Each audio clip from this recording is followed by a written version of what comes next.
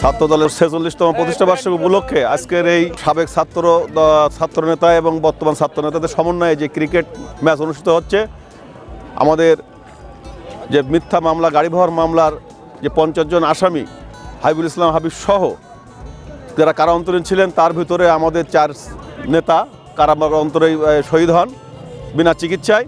তাদের স্মরণে আজকে এই ক্রিকেট ম্যাচ, এই ম্যাচকে আজকে সুন্দর প্রবীণ এবং সাবেক এবং বর্তমান ছাত্র দলের একটা মিলন মেলায় পরিণত হয়েছে। আওয়ামী সরকার আমলে আওয়ামী লীগের নেতাকর্মীরা ষড়যন্ত্র করে মিথ্যা ও বানোয়াটভাবে সাবেক প্রধানমন্ত্রী শেখ হাসিনার গাড়ি বহরের মামলার ঘটনা সাজিয়ে 50 জনকে আসামি করে।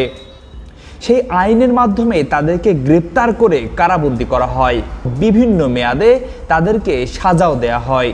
এই মামলায় কারাবন্দী অবস্থায় মারা যায় 4 নেতা, যাদের স্মরণে আজ সাতক্ষীরার কলারোয়ার জিকেএমকে পাইলট ফুটবল মাঠে জাতীয় পতাকা ও বাংলাদেশ জাতীয়তাবাদী ছাত্রদলের পতাকা উত্তোলন ও দোয়া অনুষ্ঠান সহ 1979 সাল থেকে 2024-এর ছাত্রদলের সদস্যদের অংশগ্রহণে প্রীতি ক্রিকেট টুর্নামেন্টের আয়োজন করেছেন বাংলাদেশ জাতীয়তাবাদী ছাত্রদল।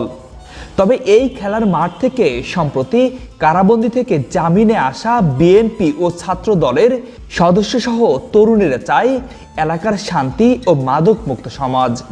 আজকের আমাদের মাঝ থেকে যে 4টি ভাই আজকের ফ্যাসিস্ট আওয়ামী সরকারের ষড়যন্ত্রে বিনা চিকিৎসায় তারা মৃত্যুবরণ করেছে, এদেরও বিচার হোক।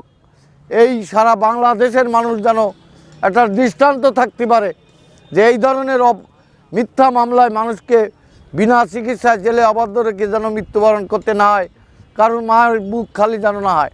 আপনারা জানেন, এই কলারোয়ার মাটিতে একটি মিথ্যা মামলা কেন্দ্র করে, মিথ্যা ঘটনাকে কেন্দ্র করে 50 জন নেতৃবৃন্দ, যার মধ্যে হাবিবুল ইসলাম হাবিব, যিনি কলারোয়ার মাটিতে ছিলেন না উক্ত ঘটনার সময়, তাকে প্রধান আসামি করে 70 বছরের সাজা দিয়ে 50 জন আসামিকে সাতক্ষীরার কারাগারে প্রেরণ করা হয়েছিল।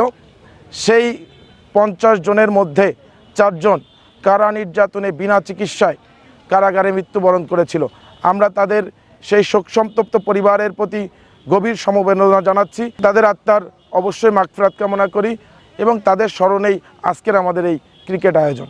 যে শহীদ আবু সাইদ ও মুগ্ধ অসংখ্য ছাত্রদের রক্তে বিনিময়ে যে নতুন আজকের আমাদের এক স্বাধীন হলো এই দেশ, সেই নতুন স্বাধীনতার এই দেশে যেন কোনো রকম বৈষম্য, আর দেশে কোনো বৈষম্য থাকবে না।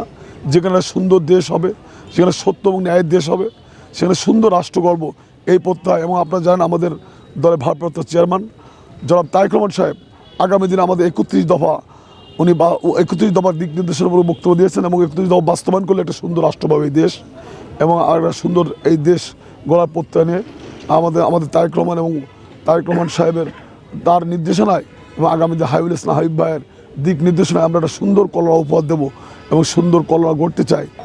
আজকের 17 বছরের কষ্ট নির্যাতনের পরে আমরা একসাথে মিলিত হতে পেরেছি।